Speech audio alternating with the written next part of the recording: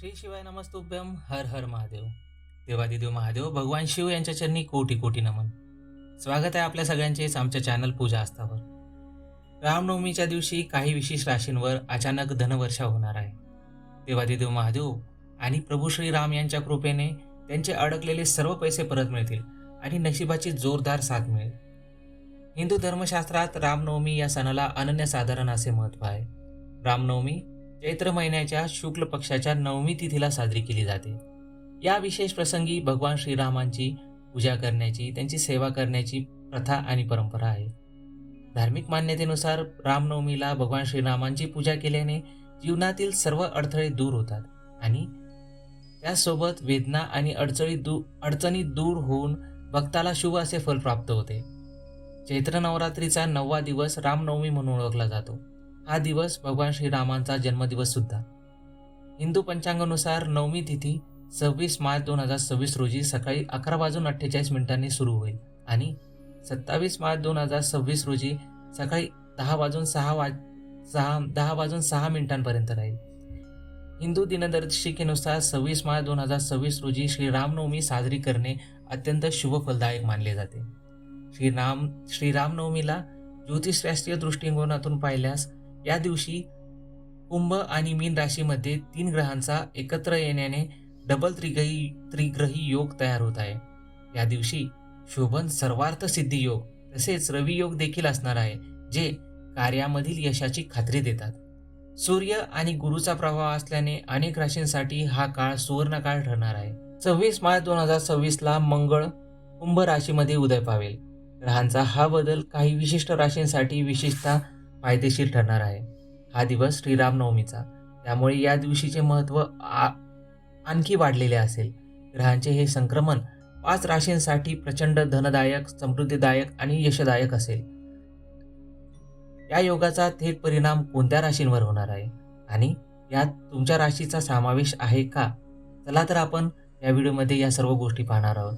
तर मित्रांनो, व्हिडिओ आवडल्यास व्हिडिओला नक्कीच लाईक करा आणि चॅनलवर नवीन असाल तर चॅनलला सबस्क्राईब करून बेल नोटिफिकेशन आत्ताच ऑन करा, म्हणजे आमच्या चॅनलवर येणारे नवनवीन माहितीपूर्ण आणि महत्त्वपूर्ण व्हिडिओ आपल्याला मिळत राहतील. मेष, यामध्ये सर्वात महत्त्वाची आणि पहिली रास म्हणजे मेष. ज्योतिषशास्त्रानुसार रामनवमी आणि ग्रहांचे संक्रमण मेष राशीच्या लोकांना लाभ मिळवून देत आहे. एकीकडे तुमचे व्यक्तिमत्व आणि व्यक्तित्व सुधारेल, तसेच दुसरीकडे संपत्ती वाढेल. दीर्घकाळापासून आर्थिक किंवा उत्पन्नाचे अडथळे जे असतील ते दूर होतील. करिअरमध्ये नवीन संधी निर्माण होतील आणि व्यवसायाला प्रगती मिळेल, तसेच नातेसंबंधांना सुद्धा गती मिळेल. दुसरी रास आहे वृषभ. ज्योतिषशास्त्रानुसार रामनवमी आणि शुक्राचे संक्रमण वृषभ राशीच्या लोकांच्या जीवनात अनेक सकारात्मक बदल घडवेल. वृषभ राशीचा स्वामी असलेला शुक्र रखडलेल्या प्रकल्पांना गती देईल. तुमचे उत्पन्न वाढेल, तसेच चैनीच्या वस्तूंवरील खर्चही वाढेल. परदेशातून लाभ मिळण्याची शक्यता होईल. सर्वात महत्त्वाचे म्हणजेच नातेसंबंधातील समस्या दूर होतील. अडचणी दूर होऊन विकोप आणि वाद दूर होऊन तुम्हाला आनंद आणि शांती मिळेल. तिसरी रास आहे कर्क. ज्योतिषशास्त्रानुसार रामनवमी आणि शुक्रांचे संक्रमण कर्क राशीच्या लोकांनाही लाभ देऊन जाईल. करिअरमध्ये प्रगती शक्य होईल. ज्यांनी पदोन्नती रोखून धरली आहे त्यांना आता ती मिळू शकेल. उत्पन्न वाढेल आणि सोबतच नवीन योजना आखाल, त्यावर कामसुद्धा सुरू होईल. चांगली बातमी येईल, तसेच जीवनामध्ये यश मिळायला सुरुवात होईल. तुमचे प्रेमजीवन अधिक दृढ होईल. यामध्ये असणारी चौथी रास म्हणजेच तूळ. रामनवमी आणि शुक्राचे संक्रमण हे तूळ राशीसाठी देखील फायदेशीर राहील. तुळाचा स्वामी असलेला शुक्र या ग्रहामुळे तुमच्या करिअरमध्ये खूप भाग्यवान अशा गोष्टी निर्माण होतील. कामाचा दिवस, कामाची स्थिती आणि कामाची प्रगती दिवसेंदिवस वाढत जाईल. तुम्हाला पदोन्नती आणि जबाबदाऱ्या मिळतील. तुमच्या संपत्तीत वाढ होईल. याचा थेट परिणाम तुमच्या आयुष्यावर, तुमच्या आत्मविश्वासावर आणि व्यक्तिमत्वावर होईल. पाचवी आणि महत्त्वाची रास आहे मेष. रामनवमी आणि शुक्राचे संक्रमण मीन राशीसाठी देखील अनुकूल असेल. नशीब तुम्हाला साथ देईल, ज्यामुळे तुम्हाला प्रलंबित कामे पूर्ण करण्यास मदत होईल. प्रलंबित निधी मिळेल आणि आर्थिक परिस्थिती मजबूत होईल. तुम्हाला करिअरच्या नवीन संधी मिळतील.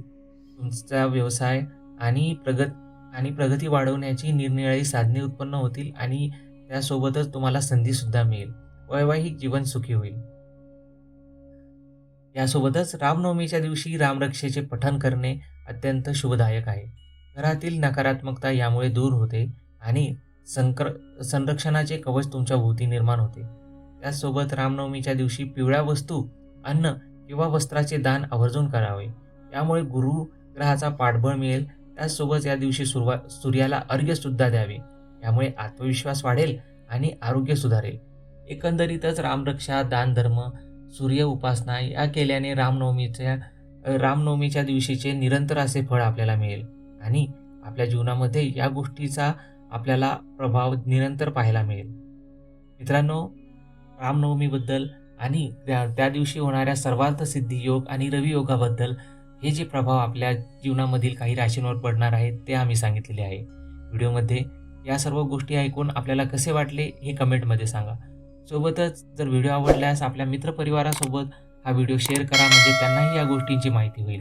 चॅनलवर नवीन असाल तर आत्ताच चॅनलला सबस्क्राईब करा.